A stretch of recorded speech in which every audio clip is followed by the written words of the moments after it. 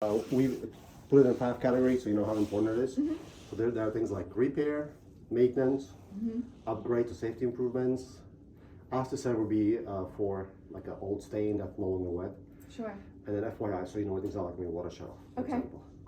So since I'm not sending a report, I'm gonna at least send you these pictures. Oh, thank you. So just some of these things, like the roof looks fine, it looks newer. This is like a 35-year roof. Lots of trees overhanging the house. Yeah. Should always trim it away, so doing like ice storm or high winds, it Sure. doesn't hit your roof and put a hole in it. On the chimney, always gotta put a cap on because water goes in and Yep. deteriorates the chimney. It's like $50. This siding most likely made of asbestos. You don't have to worry about it if you don't touch it. You know, don't worry about it. But if you were trying to like rip it off and do something else there, you have to have a specialty company to rip it off and double or triple bag it and put it in a special landfill. They're supposed to. They're not supposed to just throw it in some trash. Right. What they do with it, I don't know. But it costs a lot of money to put it in a special landfill. Gotcha. Some peeling paints, or just if you just scratch the paint and that's fine. Yeah. Some of them are like cracked a little bit because it's really fragile. So if you put nails in it, it can crack like this over the window, for example. The air conditioning unit, I can't really run today. It's too cold, but it was manufactured in 2018, so it's about 2 years old. Lifespan is like 15 to 20 years. Over here, good idea to put a handrail. One going down because if it's icy, it could fall down, and then over here, someone could fall down over because it's really low. Yeah, that is low. Especially if you have kids and they push around like my kids. Then you have an underground drain on the bottom. I couldn't tell you where it's going, and it's not raining today, but definitely keep leaves and debris away from it so it doesn't clog up and water go into your basement because you have lots of trees around here. There's some kind of electrical wire, but it wasn't live right now. But there's a potential of you flipping a switch somewhere and something becomes live again. So it really should be cut off and properly put it in a box or something. I don't know why it's there because there's a light fixture right next to it, which is missing a cover. But so I'm like, okay, is it for lighting? What the hell is it for? And then this wall, it's typical because all the water is pushing on it. So you can see this crack right here. See, it moved over a little bit. Gotcha. It's not leaning, but it's not unusual. Okay. And then somebody put a new dryer vent because you can see how new and shiny it is, but it's not attached to anything. So when I start touching it, it's pulling out already. There's a little shed. So it looks like some water is getting in there, so keep an eye on it, on the roof, like how the flashing looks, so when it's raining, if water's getting in there. They have some boxes, but none of them are wet, so which is good, but they could have put it there recently. On this shit right here, there's no gutter. You always want to have gutter around on the roof, so water gets taken away from the foundation. Sure. The worst thing for home is water. So you don't have one here. Over here on this one, it's all clogged up. See that right there? This is actually got a helmet, but you can see it's pretty clogged up. Yeah. Lots of debris, so it should be cleaned out. The bottom left over here actually has a screen, so it's all over the place. Some people, sometimes the screen works better, sometimes the gutter helmet works better. Yeah. Around this patio, around this door, it's a little low, so over time water has been sitting there, it's just been settling, so I will check the back wall in the basement for water damage. The tree, has some trees pretty close to the foundation, so I'm not an arborist, but I've been told that whatever the crown looks like, the root system is just as big or bigger. Okay. So the potential, if you have these huge trees, roots, they could be pushing on the foundation. Okay. The electrical, it's original. It's about 60 amps. Today you see like 200 amps on all the homes. So I can tell you if you really need to do it, most likely you do it because it's a modern house and you have so many electrical appliances now. Air conditioning, dishwasher, all kinds of stuff. So most homes have 200 amps. It's a small house, you could probably get by 150, but if you're doing a heavy up, it doesn't make sense to go 150, just do 200. Yeah. It's not much of a difference in price. How much would it cost normally for? Well, the heavy up, 1500 to 2000 plus, then you need a new electrical panel because that one is too small. That's another like $2,500 probably. It depends who you get. So you'll get around 35 to 4,000 for everything. This is the downspout up front, but you can see it's missing the little elbow, so all the water is shooting right straight into the foundation, the last thing you want. So you actually want to extend it away from the foundation. The toilet upstairs, if you put your legs next to it and move it, it almost falls over. It's not really bolted down properly. Ooh, okay. So it needs to be put new wax seat on and tighten it. Because someone should remove the toilet to make sure there's no water damage, because that probably is. And the shower head, it's hard to see, but when you grab the shower head, it moves in the wall a little bit. Okay. Okay, and that's it so far. Okay, thank you so much. I'm gonna go in the basement, look at the heating cooling system, the electrical panel, the water heater. Okay.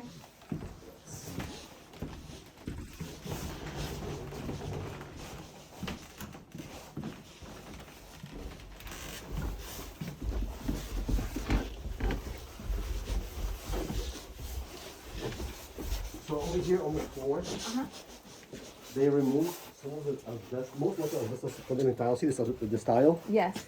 It's today tiles are like 12 by 12 is like 9 by 9, and the age of the home most likely asbestos. So if you don't touch it, if you just walk on it, it doesn't get you, doesn't get you sick.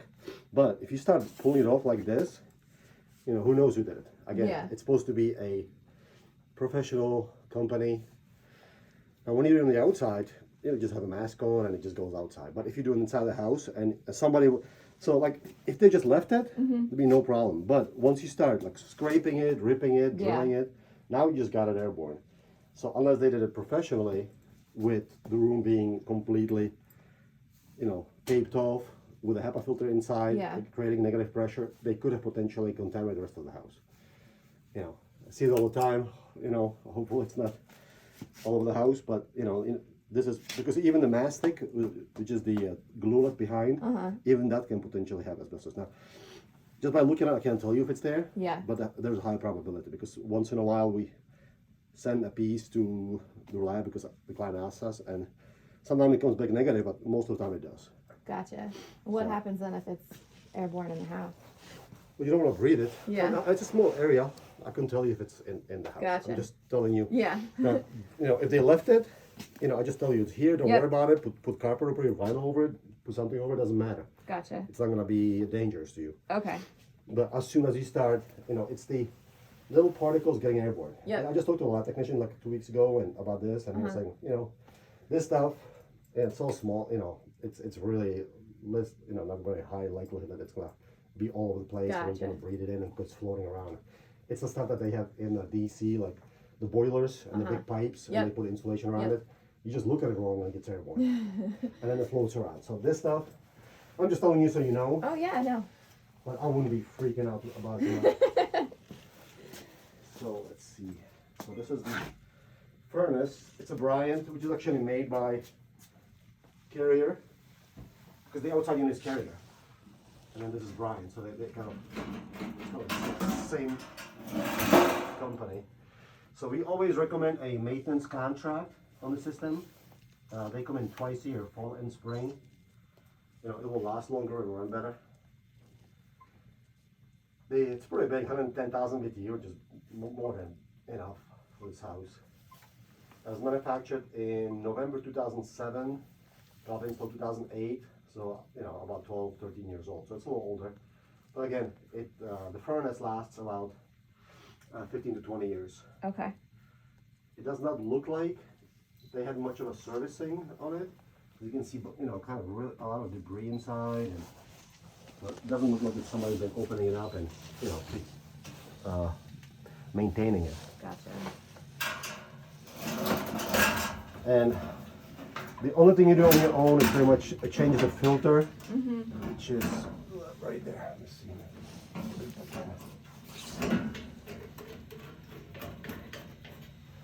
So the filter is right there. 16 by 25 is a typical size. Just make sure that the arrow is the way they have it, going towards the furnace. It's a little dirty right now, but it's good for about 90 days. And the water heater.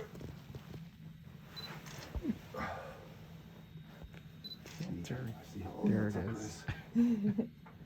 is. This thing is old, so get rid of the water heater, because it's from 1997, so it's way over 20 years old. There's a bunch of stains here. See, it's been leaking. See the water stains right here? Yes. Everywhere. Yeah. So plus they have a little plastic thing over here, Tupperware, to catch the water from here. So they've been having some issues with it. Plus, you don't want to take a chance. If you have a furnace and the furnace dies, it just sits there dead. Yeah. The water heater is full of water. Now this one is 40 gallons. It's a little smaller than normal. Normally you see 50-gallon tank. But how many people do you have in your family? 2. Okay, so it should be fine for right now. But 40 gallons is for about 3 to 4 people. 50 gallons is like norm, but maybe you can get by 40. Gotcha. Again, the price is not going to be that much of a difference. I see there's corrosion all over the place on top. So just get rid of the water here if you get a house. Okay.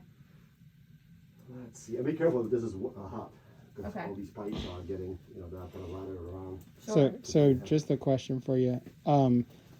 Because it still works, is there any reason why they need to replace it before it goes bad? Because it might work, but if you move in, you forget about it, you live here, and then one day you're going to come home with ankle of water. Oh, so it starts leaking when it Yeah. dies. Gotcha.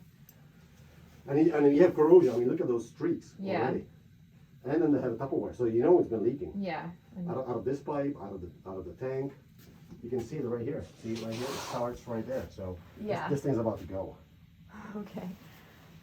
So, yeah, and that's the thing about home inspection. If you have a plumber, I'm gonna say get rid of it now. Yeah. In a home inspection, I'll write it up if I did a report, and the seller's gonna say, well, it's working, so I'm not replacing it. So it's two different things, home inspection and a reality. No, that makes sense. But yeah, if I was living here, I'm like, there's no way I would have a ticking time bomb. Yeah. This thing is 23 years old. Lifespan is 9 to 12 years, so it's double its lifespan already. And it's showing it's been leaking already. At several times, so yeah, you definitely want to mess with it. Obviously, this thing is just packed, so we can't see much of the foundation. But keep on. Like I said, the grading is important. You see all those where the gray shows through, because you can see it over there too. You can see the white on the bottom. See the little white powdery Yes. stuff.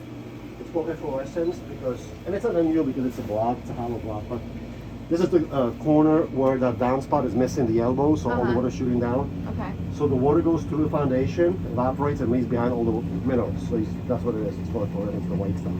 And over here too, you can see it's been painted white, but over the years, you can see the white stuff there too. And so it's always important, like I said, to improve the grading, clean the gutters, and extend the downspouts from the foundation. That's always the most important stuff. I think we saw a house too where they put some kind of like waterproofing paint on Yeah, this. but that just stops it. It's already penetrated it. Yeah. The block is this. I always look at it like, this is so stupid. Because it has to, so it's basically deteriorating the foundation by water going through it until it hits the interior. Gotcha.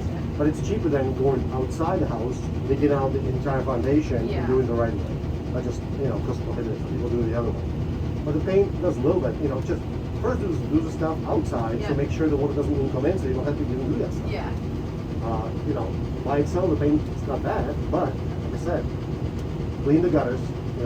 Somewhere they are missing, somewhere they are clogged up, somewhere they are missing the elbows, so water shooting straight down. So those things have to be done first, and then worry about painting it. Gotcha. Make sure it's dry, and then Yes. I don't know how to get the shapes.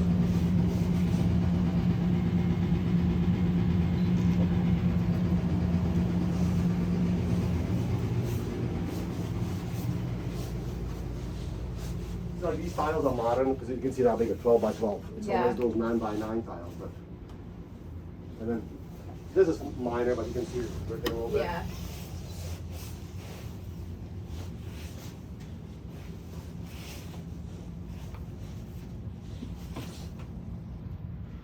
They only put in these burst-proof hoses, which is good. The metal grating on the, for the washing machine.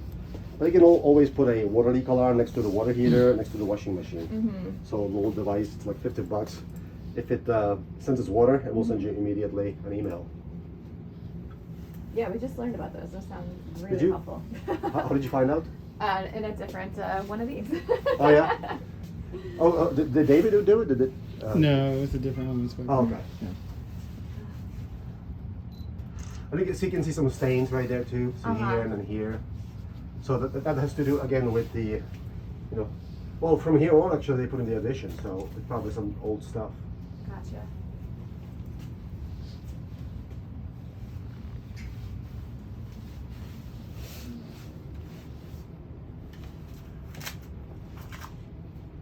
It looks like what the hell? All this stuff is loose here. Some sheet metal. What the heck is that?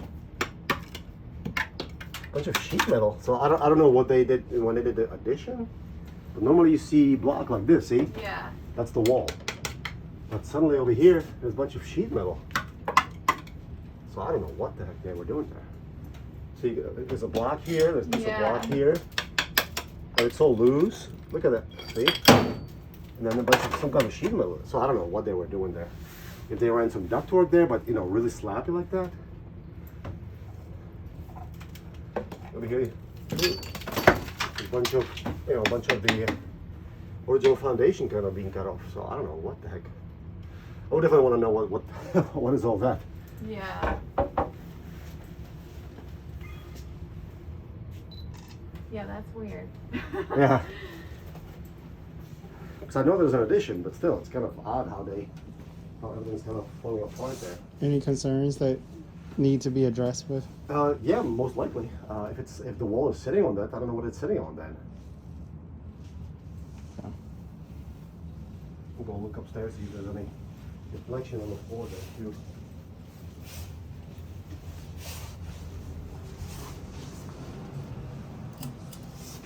The owner just tells us the electrical panel is in this. Okay. And can we get to it? Yeah, I don't know exactly where if we hadn't opened it, but oh yeah, it's right here. I picked the right lucky door. My goodness. There's a little sink here too. But again, under the sink, there's a sheet of supplement, so I'm guessing it's been leaking. See right there? A piece of Tupperware there? Yeah.